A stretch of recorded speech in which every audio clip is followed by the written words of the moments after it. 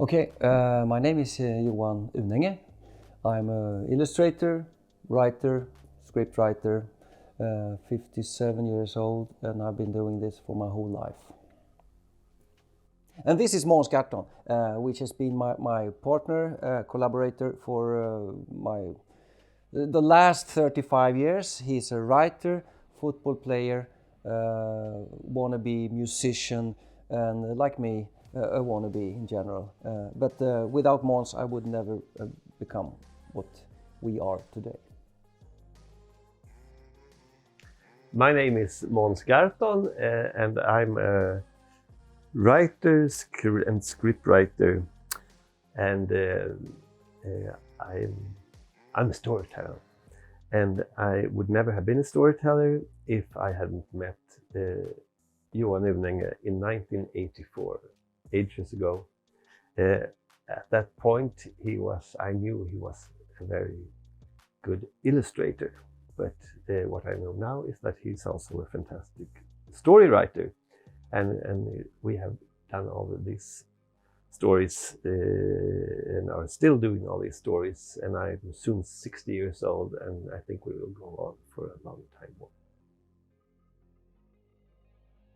Hi there, and welcome to Midas in the Arts. In my hands, I have a very beautiful book written and illustrated by Swedish illustrator and writer Johan Unenge Måns Drakar, or Dragons in English. It's just a beautiful book, and all of his books are awesome. Norse gods, the undead, and Väsen. Anyway, Dragons will be out in English on April 8th, so be sure to check it out. But I'm not here to talk about Johan Unenge Måns. I'm here to present two other guys who have been active in the children's literature and TV since, I think, 35 years. Johan Unenge and Måns Gahrton. This is my interview with them. I hope you enjoy.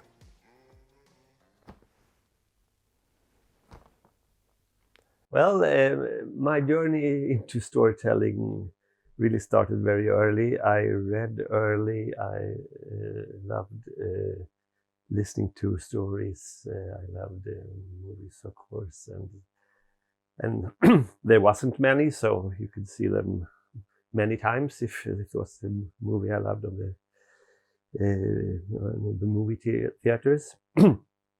I loved to tell stories also, so I had, when I was 8-9 years, best friend whom unfortunately he moved from Stockholm, where I live, so we lost contact eventually. But at that age, we were neighbors, and we told stories about kingdom we had invented, and we did it in the way that I started telling something, and then I stopped at some point, and he would take the story to another place, and then I would take the story from there. And we laughed all the time when we did this. There was supposed to be funny stories. We had funny characters. There was some kind of stupid trolls doing stupid things. So yeah, we had a lot of fun, and I think even from that age, that if I wouldn't be a famous Maradona football player, I would like to be an author, actually. So, but in the meanwhile, I went to school and I did all these things.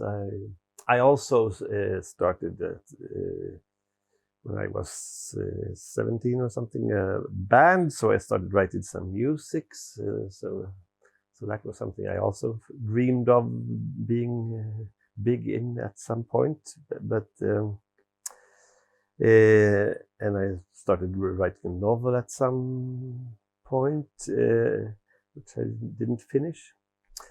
But all the time, I really loved comics. And I could read comics that actually were not meant to be for when I grew up. I still read Donald Duck and things when I maybe shouldn't. And so I loved Carl Barks, Donald Duck stories. I loved Tintin very much. That was one of my really big loves.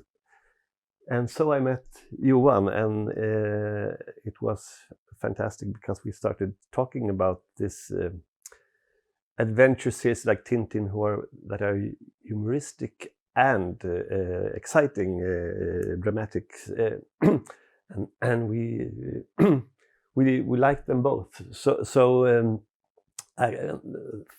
we started just I never could draw, and Johan was very early a fantastic artist actually, and so we tried doing this together, and so we made that when we became friends about the same time that we started working together, and actually did something that got published. So it was so very lucky.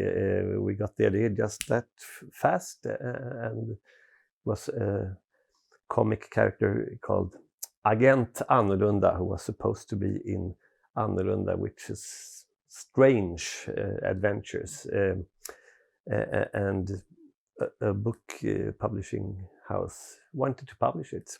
It's the first thing we did together. So it was extremely lucky. Well, my journey started when I hear Måns' story. It feels like we had the same kind of thing with team work, because he worked with his next door neighbor, and I have a twin sister, and we did a lot of stories when we were kids, doing comic strips together. I mean, very close to what we are doing now, that we were sitting next to each other and doing, because she became my father was an illustrator, my mother as well. I became an illustrator, my sister too, and my brother. So everyone was into this artistic stuff. So we were doing these comic strips together, and I was drawing one character and she was doing the other one. And as Måns said, we were doing comics, we were reading comics, and there was so much more comics at the time, and you could choose from whatever. And I read her comics about horses and romantic stories, and she read my Spider-Man stories too. So we got a kind of eclectic start with all kinds of stories, and I was also into Tintin, of course, and all those Belgian comic strips. So, but I didn't have a plan to become when we tell the story about how we started, I say that I had no talent at all for stories. I could draw, but I can't do the other stuff. And we tell that Måns couldn't draw, but he could the other stuff. So Which is true. Well, maybe that's true. But I mean, I was always into stories. But Måns was the guy who kicked me into, I think, believing in that I could have a story in my head. So that was the biggest thing about what happened story-wise for me, I think. But when I was a little older, maybe 15 or something, I didn't have a dream to become a comic artist or anything. So my father was into advertising. I thought that was fun. I was working at the magazine Expressen when I met Måns, and that was really purely coincidence, really, that we met and started to talk about comics. And Måns tells me about his dream of making comics, and I said, well, I had that dream when I was a kid, but I put it on the shelf, and now you are here, and you want to do comics. And I say, because we were in the kitchen late night, almost early morning, and so I thought that he will never call me. But I said, of course, I said, yeah, that would be fun. But the next day, I think it was, he calls me and says, okay, coffee's ready. Come over. So that's what I did. And the very first day we met, sitting in his kitchen, we started doing the first comic strip. That was actually published a year later. So that was really lucky strike. We really found each other. Yeah. And I think it was because we had been longing for this all the time, but didn't find the right combination of I got these proposals sometimes from others that couldn't draw, that could you draw my story, stuff like that. And I was not really interested in the teamwork with that particular person. But with Måns, it felt like we had the same kind of goal, maybe, an artistic goal, and making funny stories, little childish stories, and because there was a lot of adult comics at the time, and we were not into that at all. So it was fun from the first second. Yeah. I said some idea, you drew something, and I thought it was fantastic what he drew, it was very easy. and then I said something, and you got an idea from what I said, and I got an idea from what you said, and it was a nice kind of generous, ambience from the start. So but I didn't think. Okay, that's the biggest difference, I think. When you compare our attitude, that we were drawing, I had a good time, and Måns as well, but he was always thinking about how can we get this published and make it like a real thing. And I didn't even care about that because I had my career going doing advertising stuff. But for Måns, I think it was your entry ticket to this world that you didn't have real access to, because you were a lawyer at the time. I mean, working with studying law. Studying law. Because I was supposed to do something. Yeah, and you saw when it came closer and closer, you had to get the exit from this world. No, but so Måns said, why don't we call the publisher and say that we almost have Tintin here in a new setting? And so we did. But I mean, it was your confidence and maybe that you were so convinced that this was good stuff that made us start. I mean, otherwise it would have been just a fun thing to do in the kitchen, I guess. So, I mean, it's an addition to my world, really, because most of my stuff turns into ideas and maybe a little longer, but then it just ends there, and you want to make it happen in a more concrete way, I think. Yeah. So that's how we started. Yeah, it's a funny thing because when I think of it, because I can be shy. I think I always consider myself that in many ways I can be quite shy. But then with these things, when I think I know I can do this, I know we can do this. I'm not shy at all. I will try to convince someone that we should get the opportunity to do this, and it will be a good book, a good story, a good film, good something. I'm sure of that. We can do this, and that has been good for us. That I. In just these cases have this strange confidence. Yeah, it's a kind of confidence, and it's almost like a promoter for our work. And it's really works out well, of course. And I think it's good that if we were the same, it would have maybe been too much too. Yeah, so I mean, it's good. Too. You take one part of that, and I take another part. So we always have the combination that works. Yeah. And I mean, it's how it works. That if you take this part, I maybe lower my and the other way around. So we found a way to do this, I guess.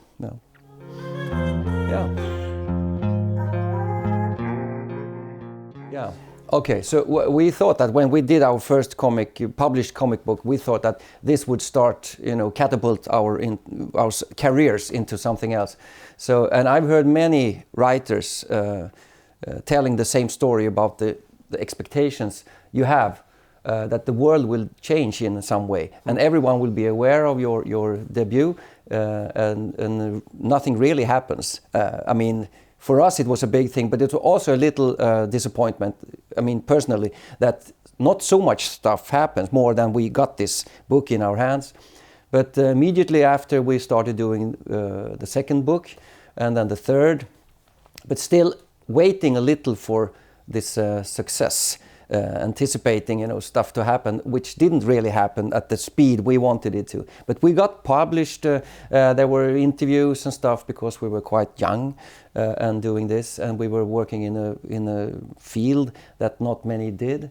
It was, I mean, everyone was into this adult comics, and we were doing more like almost like an obsolete kind of comic strip. I mean, from the 60s, 70s, and we were still doing this.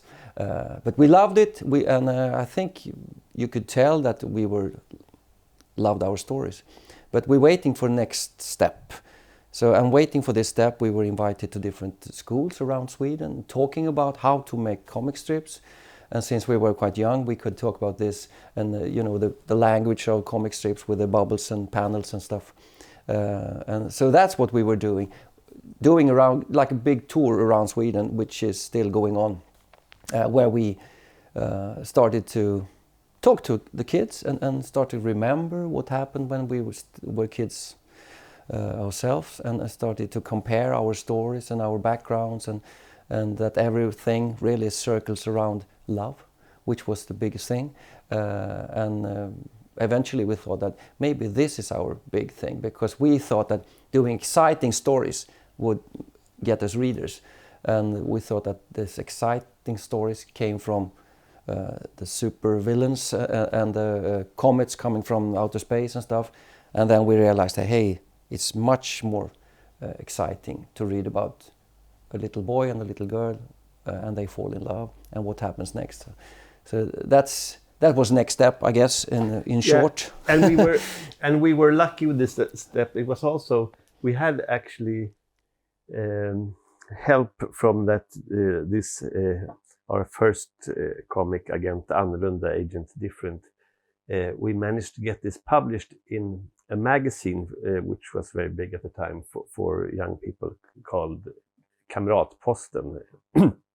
and it worked okay, but we didn't have much contact with the readers, and we didn't expect to either. It was okay. But then while we had been going to all these schools and getting some ideas from that, the chief editor for this magazine asked us if we couldn't do a comic especially for their audience and for this magazine. So we said yes, because then we had this idea that had been working in our heads, and we had been talking about, and that was Eva and Adam, Eve and Adam, which was about young love. And that was very strange, because we were planning on doing a long story, but we cut it up in shorter. So we published 2 pages in this magazine, and then the readers were supposed to wait 3 weeks, and then we would have 2 more pages. But after the 2 first pages, where it almost didn't happen anything. The boy Adam was new in the class, something I had experienced myself several times, which is of course a big thing. But he was new in the class, and a girl in the class looked at him, and that was that. We got a very big bunch of letters that the readers sent to the magazine, and they were extremely excited. And the people at the magazine called us and said, "What have you done? We have this extremely big reaction from your comic," and just from the start. And they also had ideas what should happen next in this strip and thing. So then we really, from the beginning, actually understood that we had really hit something. They recognized themselves. They thought this was very exciting. And it helped us a lot. And this comic, it really became big. And we put all the pages together, and also published albums with this. Yeah. And we were so surprised about this reaction because we had never had any response, really, because you put your album out there and then you wait for reactions that you never hear. That was before social media. So the only thing was, if you get a letter, maybe that will be kind of a response. But we got a whole bunch of letters. And then we thought that this kind of anti-story almost that we were into, that not much was happening, was exactly what they needed, because it was total identification. And because that's how school is. You meet someone and you look at them and you don't even say anything to them. And that was exciting in itself. And that, I think that was our signum after that, that we were doing stories that always been criticized for, nothing happens. So yeah, it's happening a lot of stuff here. If you're 11 years old, you will understand that's a lot of happening here. But if you're 45 working at a film company, you think it's not enough. But I mean, obviously it works. So, but we were still doing this Agent Annorlunda stories parallel for a few years. But it was really fun working with this subject, love, because it's a little embarrassing and it's exciting and it's funny and it's everything that we wanted to talk about. And what we did also, meanwhile, we did a couple of picture books, which we really liked doing also. And at this time, it was still I was the writer, he was the artist, even though we were very integrated, because I had much ideas for the pictures, and Johan had a lot of good ideas from the storytelling, but still we had one role each. Then the publishing company who published our picture books and the albums, they asked me, now you write this, couldn't you also write some kind of novel? And then I thought about it, and I also talked to you, and I said that I would like to, if I do that, I would like to write about characters I already knew. So then I actually in text transformed the comics to chapter books for young people, and Johan made a lot of pictures, much more pictures than usually in chapter books. Mm-hmm. So this we actually told the same stories once again, and then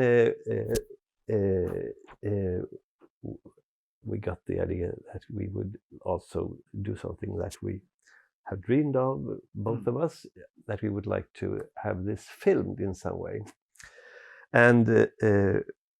And so we sent the comics and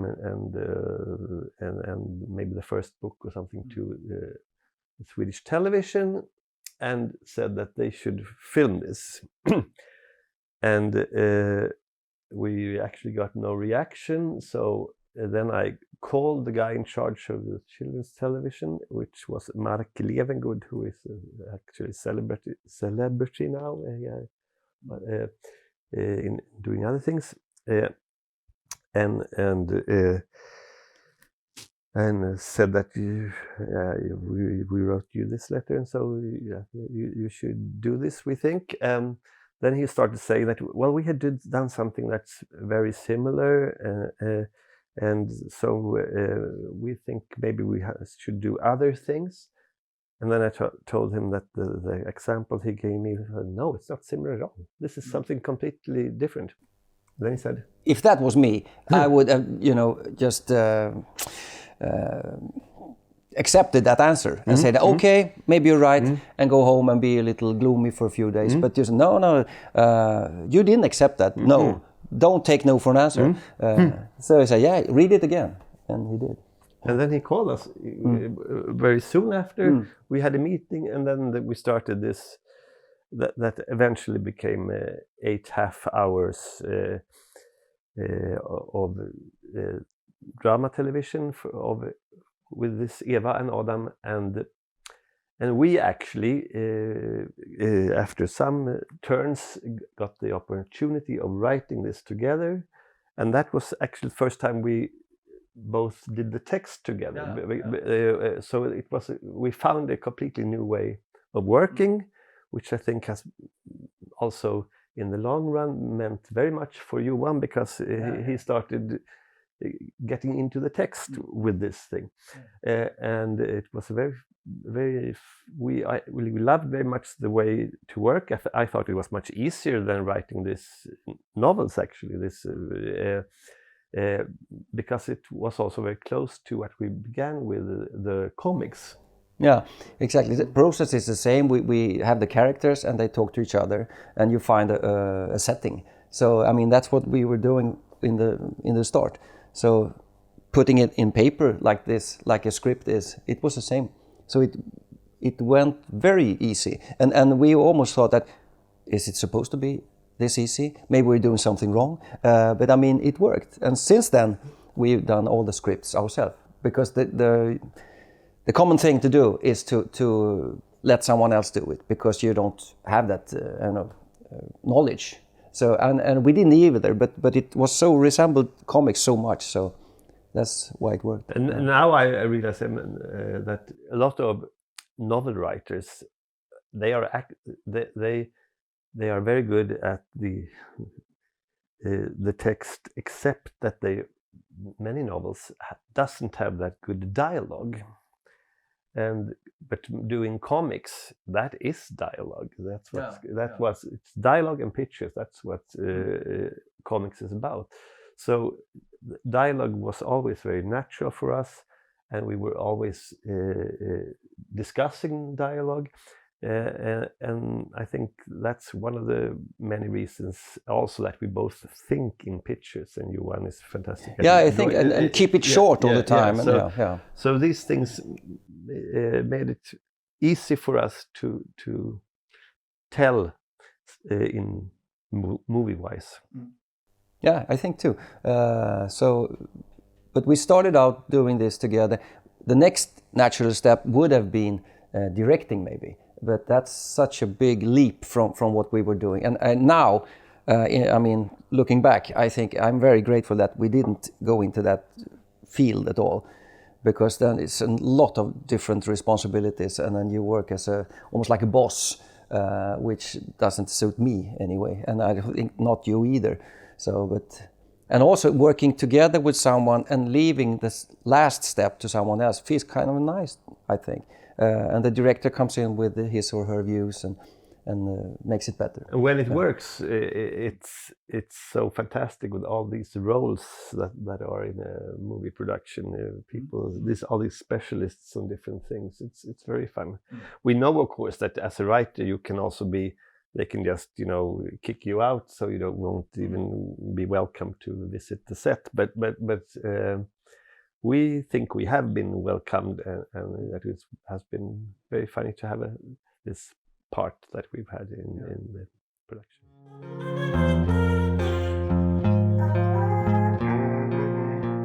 Well, then finally, when we suddenly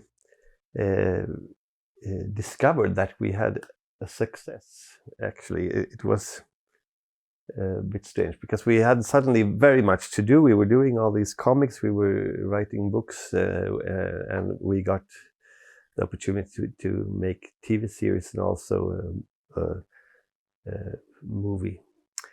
It was it was a bit exhausting with a bit too much to do in a way. It was also very, very much fun. But I think a good thing for our minds, I think, is that we were still doing things for kids, because we were never celebrities, and I think it can be dangerous to be a celebrity, actually, because I think you can think that you are king of everything, which I don't think is so good for anyone to think. But still, we were going out to schools talking about our things, and they didn't recognize us, so they would say, "Are you Måns? Are you Johan?" Because we weren't recognized. We were, but Eva and Adam were stars, but we weren't stars, and that really was, at least for me, very, very good way to have it. Actually, I could sit in the subway, and a kid next to me could sit and read a book that I had read. That happened several times, and I thought it was so wonderful that she didn't know who I was. But of course, anyway, when if we had this very much to do, everybody in this business in a way wanted us, though we were still not known as persons. It got a bit quiet when suddenly we had done our whole Eva and Adam story, and it was, and we had already all the way. I think at least I had thought that it will be so fun when we do the last thing, when we do the movie, and then the actors are too old, and so we are done with it, and we can really have a party because it's over, and it's we've done it, and that I had the idea that would be a great moment. But it wasn't. No, it really wasn't. That was the the first time when we I think both of us discovered that there's something called post-production depression. That we really discovered that the thing that was funny wasn't to have done something and hope that everybody would give you applause. It is that to be in the doing. That's the thing that's fun. So when we had done this movie, and we still were doing a lot of things, but in a way we didn't have any really big things going on. It was just very sad. It's different emptiness, you know. And going from where we had this much to do, we were doing a Christmas calendar. You know, it's a big thing. It's like 4 hours of film, and at the same time we were doing this movie. It was so much stuff going on, and then after maybe that was another part of the time. But our first Christmas calendar and the movie was actually exactly the same time. And then that void where we suddenly sit there and okay, what's next? And you went past the finish line in a way, and nothing else was in the basket, and then you think, okay, so is this it? And that. When we discover that we have to enjoy working, not to be finished, and it takes, I think it takes a few years to realize that you have to enjoy while you're doing it, no matter what the outcome would be. But we were thinking about maybe prizes and acclaim, and sometimes it came, but it's just a short moment. So we need a situation where we enjoy the time all the time. So I think it was a wake-up thing for us. Yeah. So I think we started enjoying what we were doing more. And also, from that point, it was not so easy because we were working at a high tempo and suddenly we were doing stuff a little on speculation and never knowing what would come out of it. So we were doing, we wrote the whole movie that never became a movie, but we were still having lots of fun doing it. Now it feels like it was another world, but we were maybe putting 3 months into just full-time work with that movie that never became a movie. And we done other stuff so we learned to enjoy working with it, even if it doesn't become a real thing. So that's good. Yeah, and of course we had enjoyed working before too, but what we didn't know was that it was the work that we enjoyed. No, exactly. It was not looking for the effects of the work. No. And I think that even if someone told us that don't forget to enjoy while you're working, I think we wouldn't understand what it was about. But I've heard that thing also from other authors that give the tips to others that enjoy it while it works, because eventually it will be over too. And it's been over for us several times, I think. And I think, okay, that was it. And then we climb up and go on. So, yeah. But the trick is now that to always have some plan, some idea of something really funny to work with, that we will try to make happen. If it doesn't happen, then we have the next idea, but not to think that we are so great and so somebody will come and ask us to do something, and so we just wait for that and are happy what we have achieved right now. That doesn't work. No. No, and also we have experienced this feeling that everyone knows us. And suddenly they change the staff on the TV production company, and suddenly we don't know anyone, and you have nothing in your tracking record that could say that, hey, you remember us? We did this and this. Okay, but now we want to work with these guys because they are new, and this girl or stuff like that. So we discovered that the hard way. Hey, but we had a meeting here. Yeah, but this guy is not here anymore. And that was kind of, it's almost funny now, but it's a good experience to have too, I think. So we've been through ups and downs, really. But we were also being very persistent and working with our kids' stuff all the time, because you could think that we changed the field going into adult, working with adults, and we haven't yet. because we enjoy this nice feeling of working with kids.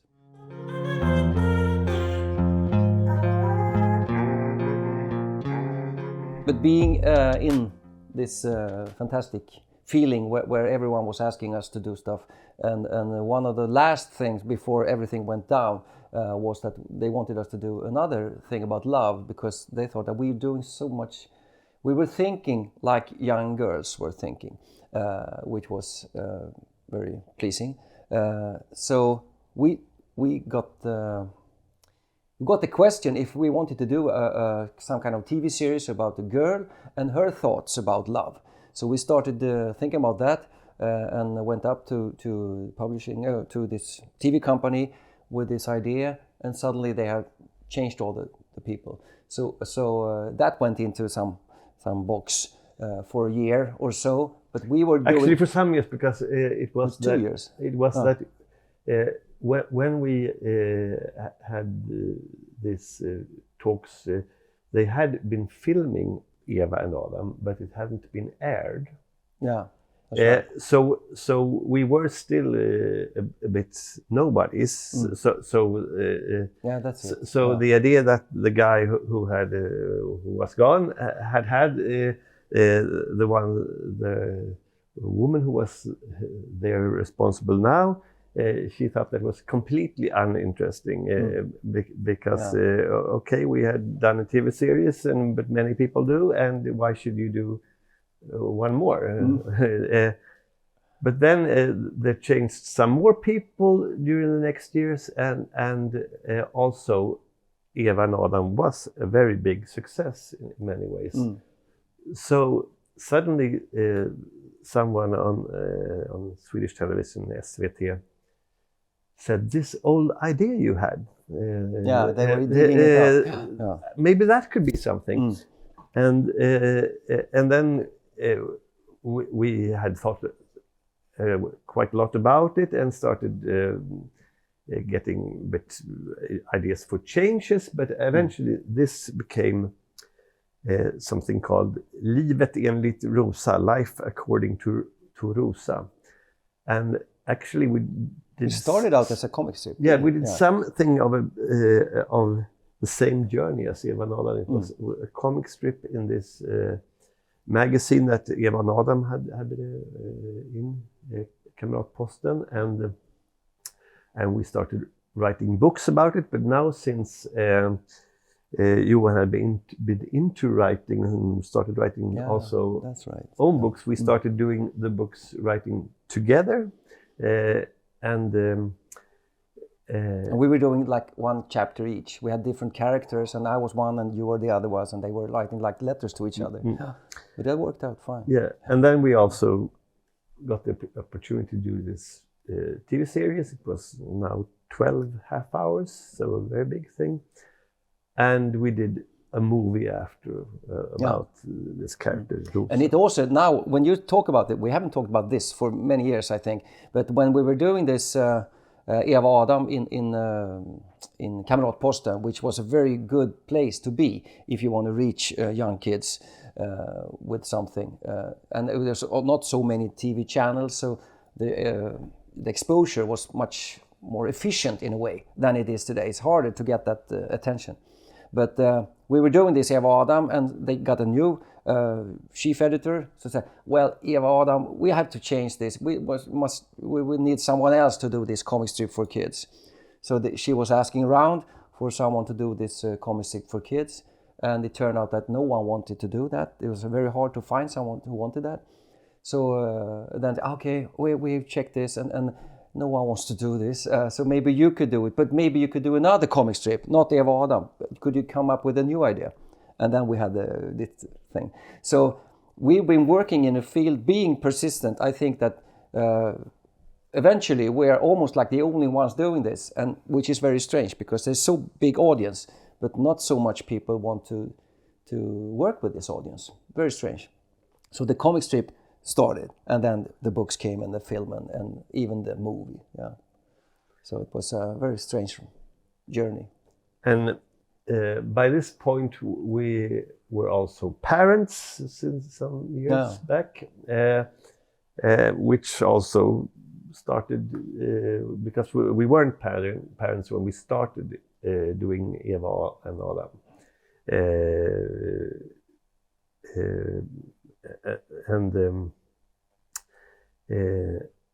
But now when we had been parents for quite a while, we were thinking that it would be funny to tell a story about the whole family, not just about the kids. And that was the start of Hotel Gyllene Knorren, which I can't say in English. Hotel. No, they tried to translate it into the Golden Twine. Yeah.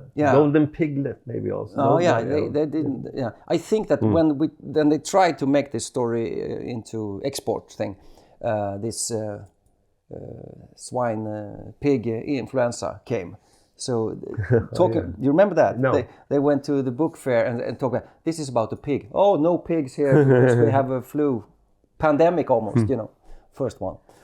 So, but anyway, we also wanted to do a funny story. We always had humor in our stories, but this was just we wanted to be a comedy, and it's about a family who lives in a hotel and having very many problems, and it was really something else. We thought it was quite a bit away from what we had done before, which was fun to do something new. Yeah.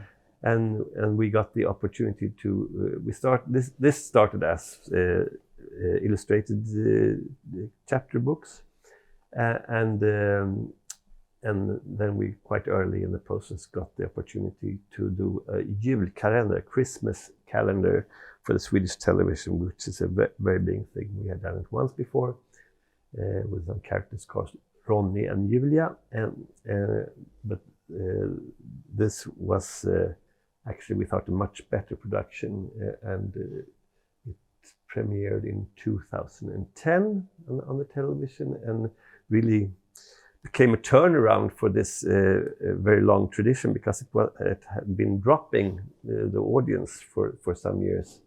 And with this, our hotel, it gone very much up, which was very fun, and they won back audiences from older people, because so now it was not just kids, everybody was seeing our Christmas calendar. And the funny thing is that at that point, the Swedish television, they did analysis and said that this was strange and funny that they turned it, but the long trend is still down. But then what happened was that after that, it has been much stronger than it was for the years before us. So it was really nice to be a part in this big turnaround. And now I think we have written 20 books about this family and their life.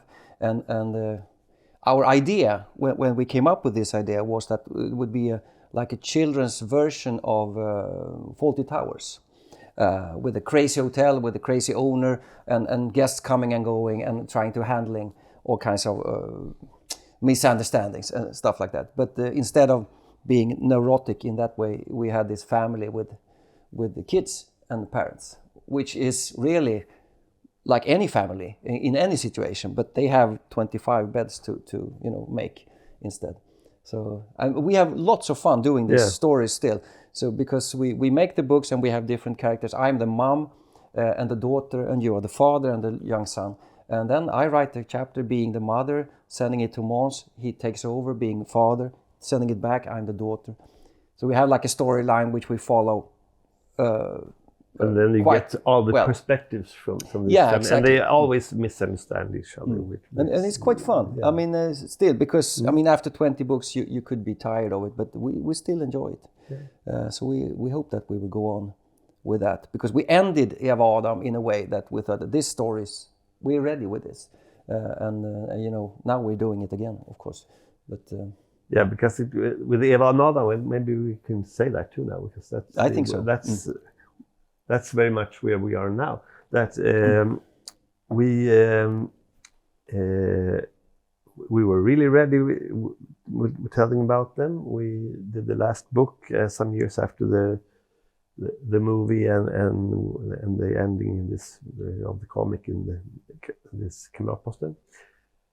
And we had told the story, so that was the idea. But then many years later, we were just talking with each other and thinking that if we would have told the Eva and Adam story now, it would have been completely another story, because there had happened so many strange things in society. We thought that when we told it, we were young adults. We started when we were adults, but Yeah. not so old adults. We didn't have own kids. But then we thought have been actually very, very little difference from we were 11. Things hadn't changed in schools. We visited schools, and there were not many big changes in how young people were living their lives. We recognized very many things that was exactly the same from when we were 11 years old.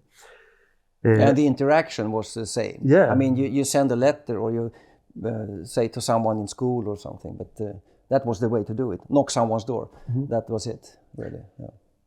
And now with the mobile phones and social media, we just realized it's a new world.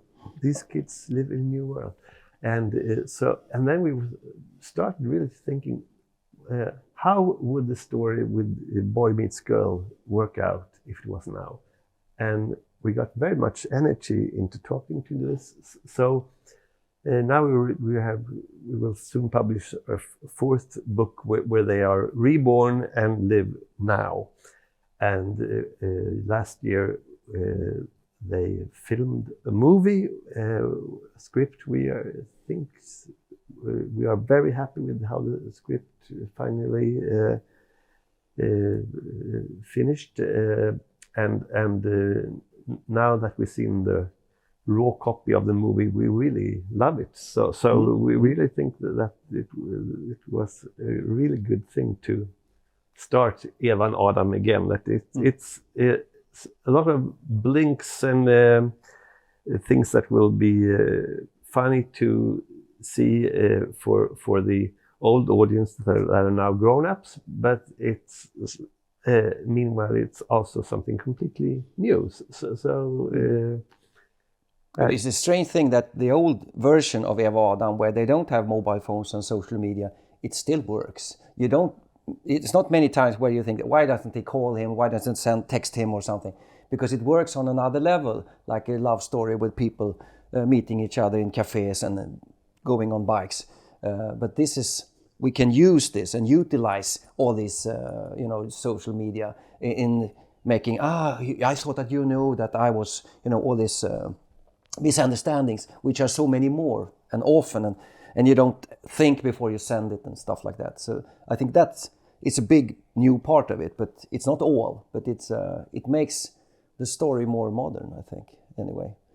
So, but both stories really work still. Yeah. So it's, but I mean, when we think about this 25 years ago, and we were doing a story which was just the same as our childhood, and now everything has changed. So, I mean, now we are at the point in our career where we are a little too old to work and go into the minds of 12-year-olds. So we need all the help we can get to realize how they work and how they think and how they really interact.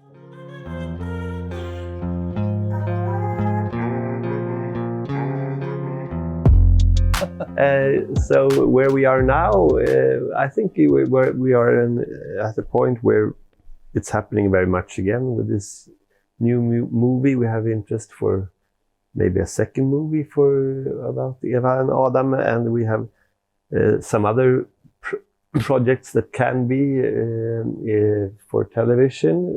It's very exciting, but nothing decided, everything's secret at this point. And we've done some books that we did a picture book that I think was because very funny to. I've been, when I started writing my own books, novels, I think that was a good thing for us, for our collaboration, that I came from with another view of stuff, but I didn't do picture books on my own, which I could have in a way, but I never did that. I did some collaborations with others, with illustrators, where I write a story and someone else did the pictures and stuff like that, because it felt like that's how we started out in a way. So it would be nice to do it again. So we've done all kinds of, we've done over 150 books or something altogether. But nowadays, or maybe for the last 10 years, I've been traveling a lot through Sweden, staying at many hotels, having many quite boring evenings at hotels, and writing my own books and sometimes our books, but also trying to become a little of an artist and trying to picture what I see in Nässjö and Boden and Sollentuna, and that turned me on to doing more artistic stuff.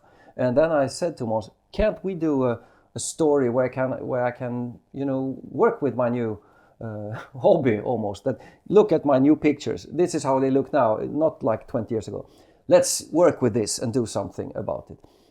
So we made a new story which is about of a divorce, really, but with a twist, I think.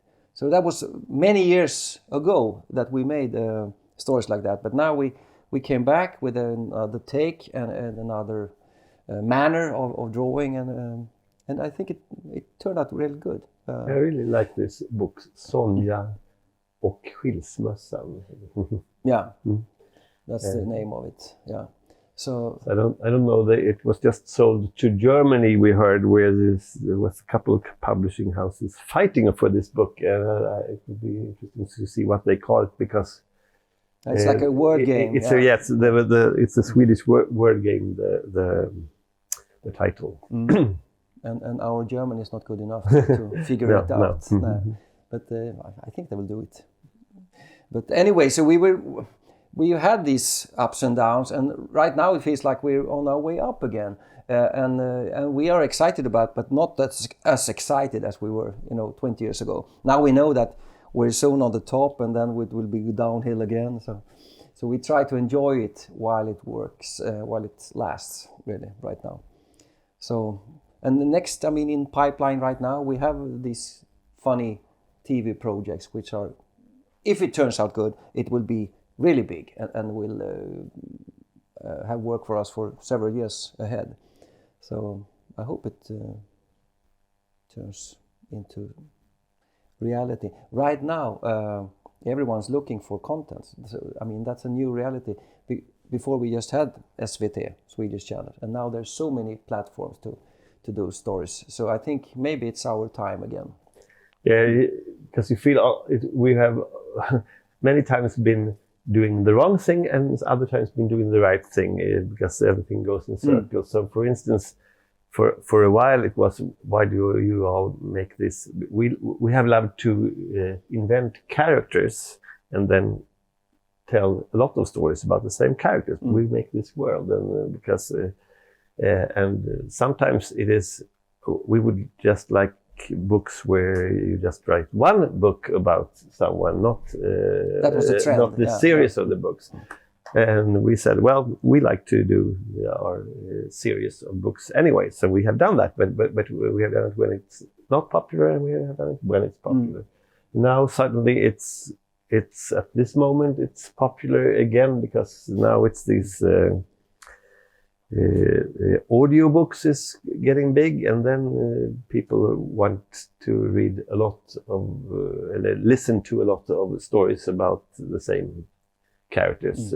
So then it's good that there is a series of books. But I think so the right way to do it is to stick with your stuff. And sometimes it will be trendy, and sometimes it will be really off. So I think that's a part of the success. Stick to your thing. We will keep doing our thing. I think what I still would like to do sometime is something for adults.